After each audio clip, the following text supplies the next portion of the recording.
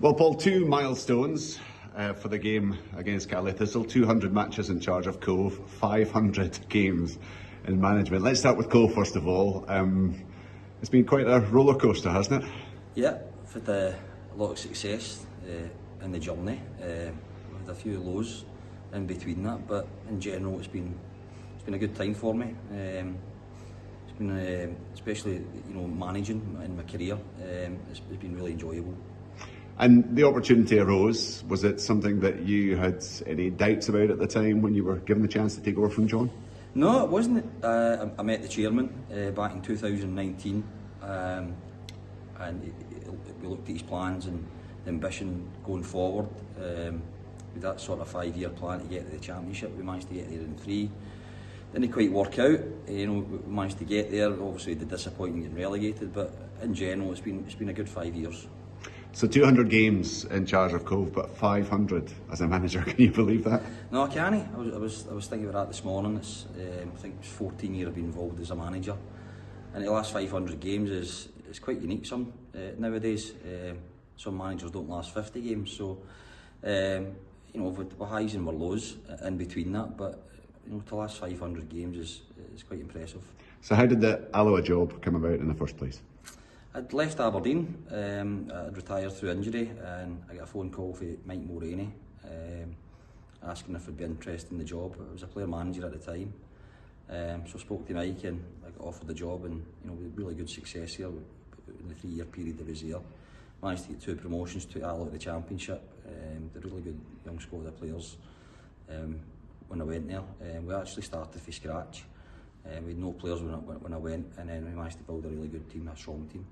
So you learned a lot there, you had the success, you moved on to a much bigger job at Dundee. How did you find that experience? It was good. I enjoyed working at Dundee. I went in sort of the February. John Brown had left the position as a Dundee manager. I think we had something like 14-15 games left. And we managed to get promoted in the last game of the season against Dumbarton to take us to the Premier League. And then that first season back in the Premier League, we got to the top 6, and then we finished, I think, 8th the following year. So I enjoyed my 3 years at Dundee.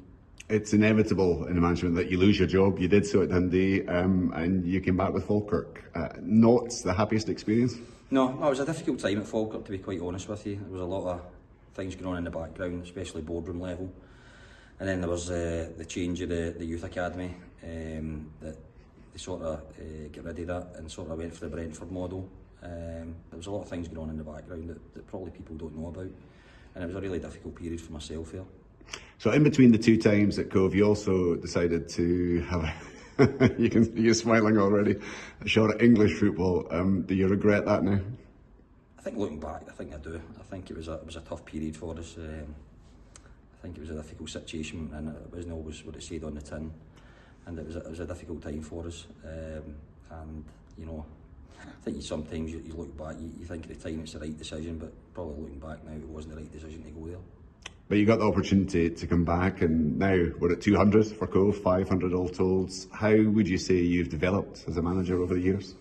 Just I think by game by game, just getting more experience. As I said, it's not always success when you're a manager. I think every manager will tell you that.